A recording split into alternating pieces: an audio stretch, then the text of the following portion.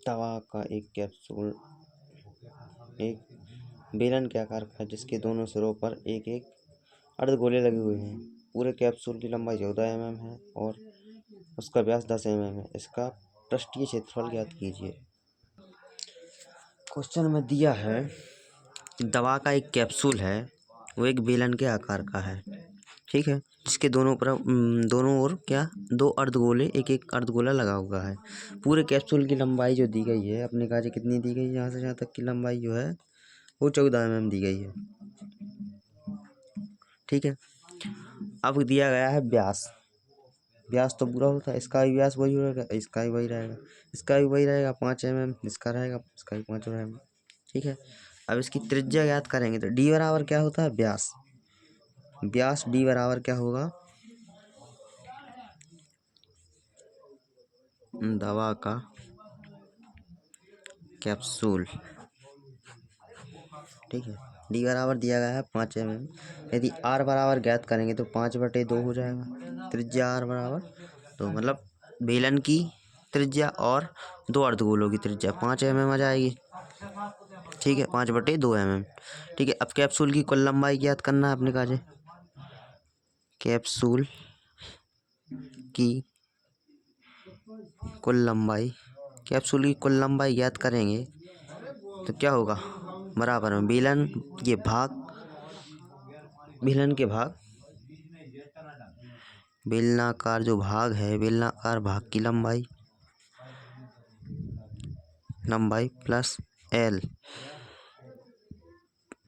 ठीक है, एल हो जाएगा प्लस दो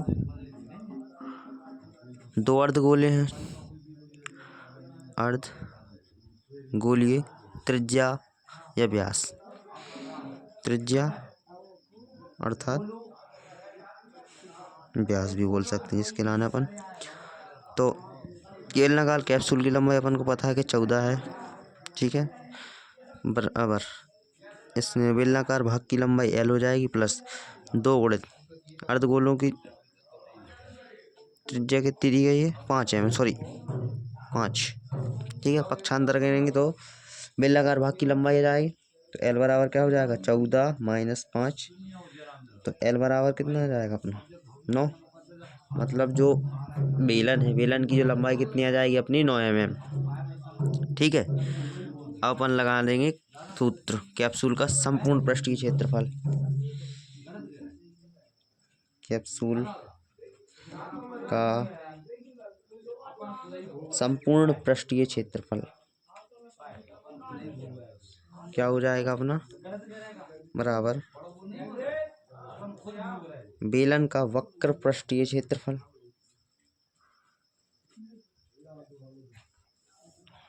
प्लस 2 गुणित अर्धगोले हैं दो तो अर्धगोलीय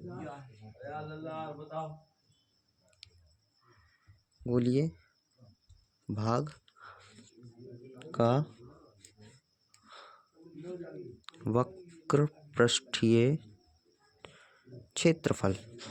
तो कैप्सूल की संपूर्ण लंबाई के लाने अपन लिख देंगे SW बराबर क्या लिख देंगे 2πRL, बेलन का वक्र पृष्ठीय क्षेत्रफल 2πRL प्लस 2 है 2 गुणित अर्धगोले का भाग का वक्र पृष्ठीय क्षेत्रफल क्या होता है 2πR²। अब इनमें से कॉमन लो, इनमें से कॉमन क्या आ रहा है 2πR, ठीक है। इधर क्या बचा L प्लस इधर 2 और R, 2 और R बचा, ठीक है। इसमें मान रख दो क्या हो जाएगा 2 गुणित पाई का मान 22/7 गुणित R का मान क्या दिया गया है 5/2, ठीक है। L का मान क्या दिया गया है 9 प्लस 2 गुणित R का मान 5/2, इन दो से ये दो कट गए, इन दो से ये दो कट गए, ठीक है। 22 गुणित कितने हो जाएंगे 22 गुणित 5/7 कोष्टक में क्या हो जाएगा 9 5 14, 7 एकम 7, 7 दूनी 14, 22 पंजे 110 गुणित 2 का 0 में 2 दूनी 2 एकम 2 एकम 220 mm²। मतलब कैप्सूल की कुल लंबाई क्या हो जाएगी